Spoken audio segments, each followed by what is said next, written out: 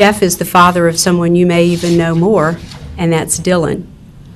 We know Dylan as Super Dylan. And Jeff is going to share with you a little about his life and the day in the life of Dylan with you tonight. Jeff, could you join us, please?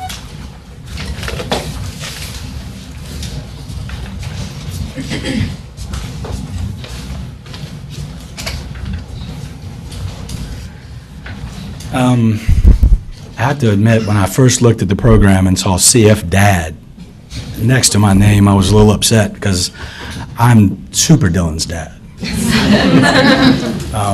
Those of you who know me probably didn't recognize me with the suit and tie on tonight. It takes a lot to get me to put the noose around my neck and dress up. But who is Super Dylan? Those of you that don't know him, if you take a look inside that pamphlet that was handed out tonight, your folder, on this right here, the third child down in the fireman outfit. He is a 6-year-old knucklehead, full of energy, all over the place, full of life. That's what you see when you look at him. What people don't see is at 6 o'clock in the morning when the alarm clock goes off and Dylan gets up and does 30 to 45 minutes worth of physical therapy or chest PT and nebulizer treatments, chokes down some breakfast, and runs out the door to catch the bus to go to school at 7 o'clock in the morning. What you don't see is Dylan coming home at 2:30 in the afternoon, especially now when he is recently cultured for Pseudomonas, and do Toby twice a day. All his friends get to go outside and play. Dylan goes straight to the nub. It's a lot. It takes a lot to keep him the way he is. We're very blessed that he's been as healthy as he has been. We're very blessed to be a part of this community and the CF family. You know, I say all the time, you know, people, when they say, who is the foundation? What do you guys do? Why don't we hear about you? You don't hear about us a lot because we don't have the big marketing blitzes. We don't have the $1 million budgets for marketing and things like that. Well, we have each other, and we rely on each other, and we support each other. And we've done that. I've been fortunate enough to be a part of this for going on 6 years now. And to see what has gone on in those 6 years and how Dylan changes and affects people is just amazing to me. So on behalf of the CF families, thank you very much for being here. Thank you for being a part of our fight to make CF stand for Cure Found. If this is your first time here, I hope to see you again next year. Again, just from the bottom of my heart, thank you for everything that you do for us and trying to make our lives better and make CF stand for Cure Found.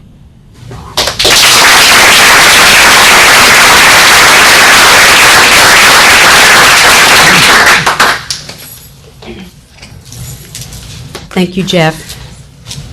Jeff is also a fantastic Great Strides leader. He also is a leader with Climb for Life, and he made it to the top of that building at the Wells Fargo Center. And he's also going to be on the Leadership Council for the Cystic Fibrosis Foundation. So thank you, Jeff, for all you do. Dr. Christy Schaefer is Chair Emeritus for our Board of Directors, and she is also currently serving on the Cystic Fibrosis Foundation's National Board of Trustees. And she is also introducing our speaker tonight. Thank you, Kate, and good evening, everyone. Hi, Carl. I know a lot of you in the room. How many people are here for the first time? Wow. Thank you for coming. That's great. That's great. So when Kay asked me to introduce Bob, I started thinking, what are the words that describe Bob Bell? So I thought I wouldn't do a standard introduction. Everybody probably has seen Bob's bio. He's extremely accomplished. Joined the foundation in 1980 from the NIH. He's a scientist by training and has literally transformed the foundation. But when I think about Bob, I think about these 4 words: passionate, energetic, driven, and visionary. And he is all of those things. I had the opportunity to go to my first Board of Trustees meeting in October, and I was expecting to have it, I was expecting it to be somewhat of a celebration because of VX 770 and all this great work and progress that had been made. And there was a little bit of that, probably 10% of the meeting. The majority of the meeting was focused on what are we going to do next. We have not found the cure yet. VX 770 is great, but only treating 3% of the population. And Bob instilled a huge sense of urgency on the board. And that's what he's done from the beginning as the leader of the foundation. I have seen him take on ideas and create things that most people would have considered crazy. When he developed the Therapeutic Development Network Centers to help improve the quality of clinical research and help get those patients in trials, there were people skeptical. It is now a model. Bob is probably the person most associated with, if you Google venture philanthropy, Bob's picture comes up in his name. And so he is an entrepreneur. He's passionate, energetic, driven, and he's a visionary. And we could not have any better leader than Bob to lead us into the future for cystic fibrosis, to find the cure. And so you are out of business down the road.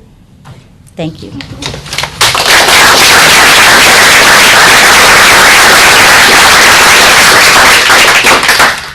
Thank you, Christy, and thank you all for coming out on this rainy night.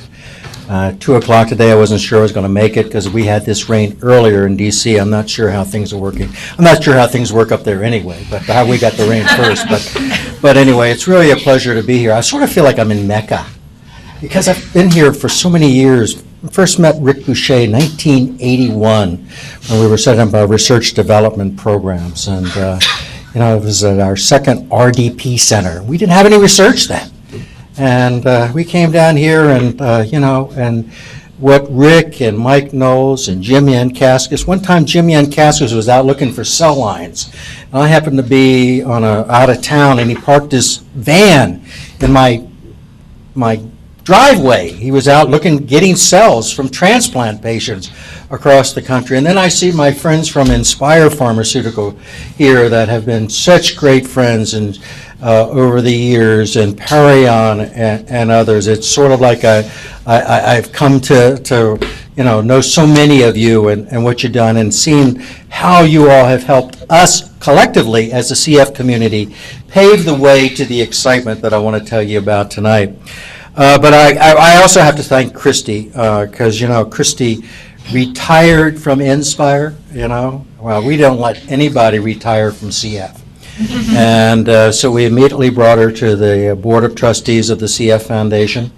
And then we recently put her on the board of our subsidiary, the Cystic Fibrosis Foundation Therapeutics Development Group, because she has really been an inspiration, a role model, and a great supporter, and a great cheerleader for what we do and what we have done in the past. And to have her involved here in North Carolina as the emeritus chairman, but to have her tap Kat and Charlie.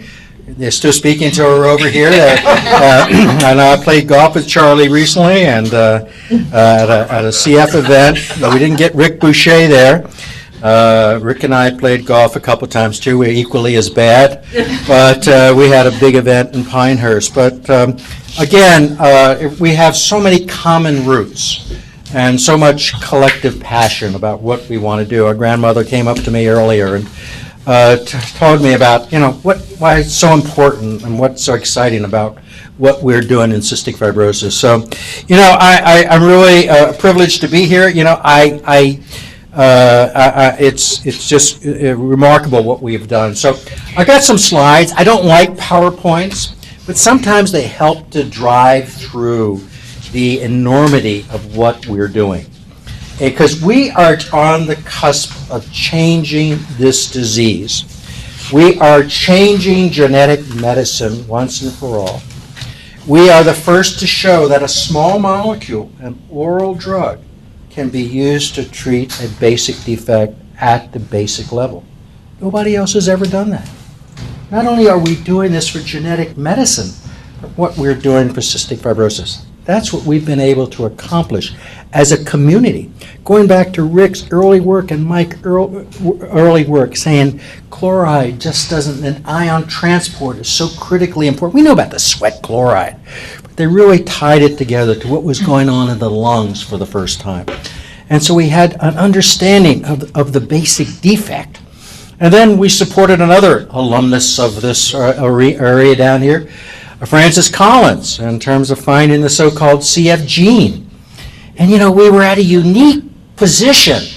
We were the first to find, we're the third gene that was ever really discovered for a rare disease like what I think Huntington's was first, CF was second, and muscular dystrophy was right in line there, or three, I'm not sure of the order. But this was 1989, 12 years before the human genome was completed. We did it, paid our own way for this process to happen. And, then we had a basic defect. But, and we love academics. They do a great job. They've given us this understanding of the basic defect. But we had to change our model back in 1998.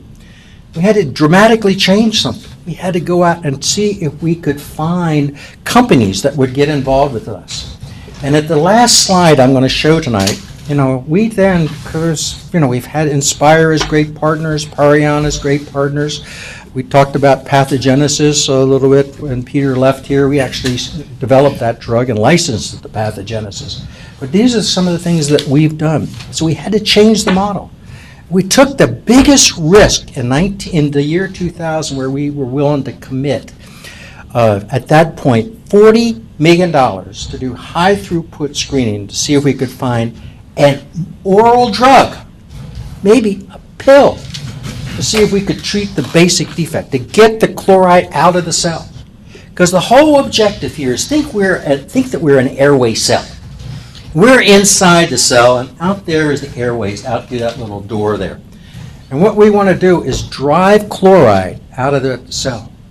And, the folks in the laboratory, because we had the CFTR protein, which is that door, it's that channel, and CFTR chloride doesn't get out of the cells properly in cystic fibrosis.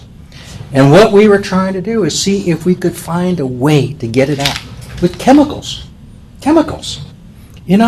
People said, oh, God, it could never be done. It could never be done. But we took the biggest shot on goal probably in the history of any voluntary health organization.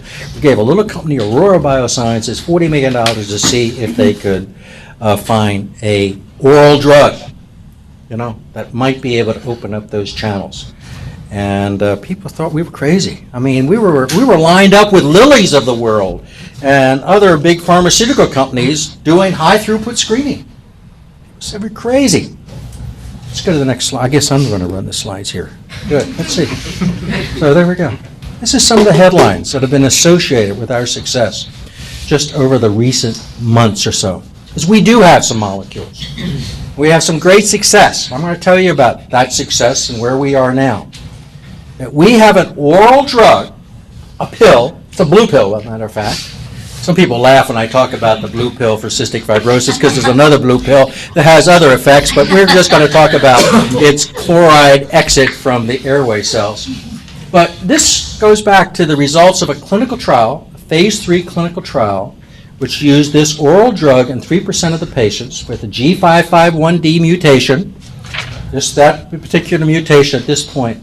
But imagine on February 23rd, if you woke up in the morning and you heard the NPR news. You hadn't heard, we got glimpses of this data, but we hadn't seen the 1-year data. We had only seen the 1-month data and 2-month data. We hadn't seen it. New cystic fibrosis drug brings gift of the future. If you were a parent, not only of a G551D patient, but of any mutation in cystic fibrosis, because we have a proof of concept now. The data, while it's great for the G551D patients, is a proof of concept for all patients with cystic fibrosis, because that is the fundamental defect. Chloride is not getting out of that cell, and we found a way to do it. We just got to make sure we get the best drugs to get it out of the cell as we move forward. But the other slide came along a little bit later, was associated with our North American meeting, because it's one I like. We're not just a cheerleader. We are a foundation that helped to drive the cystic fibrosis research. We don't stand by. We drove that. We've given, that's subsequently to that $40 million, we've given Vertex $75 million to get to the 2 compounds that are currently in clinical trials. But they're dramatically changing where we're moving in this disease. And these are just some of the other headlines that have been associated with us. Hope in the pipeline. Excitement mounts for the first disease-modifying drug. Phase 2 VX-77809, some promised results, and we'll come back to that. But, these are some of the things that have been associated with it. Now, here's a headline we're going to come back to later. Genzyme and CFFT announced collaboration to discover new drugs. Now, why was this thing with this Vertex pharmaceutical companies? All of a sudden, we're seeing Genzyme and Sanofi and Pfizer. Because, as Christy just said, we don't know that 770 and 809 are going to be the best drugs in the world. We don't even know if they're going to work yet. So we can't wait to next year to find out for the phase 2, or if there's a phase 3 clinical trial, we can't wait to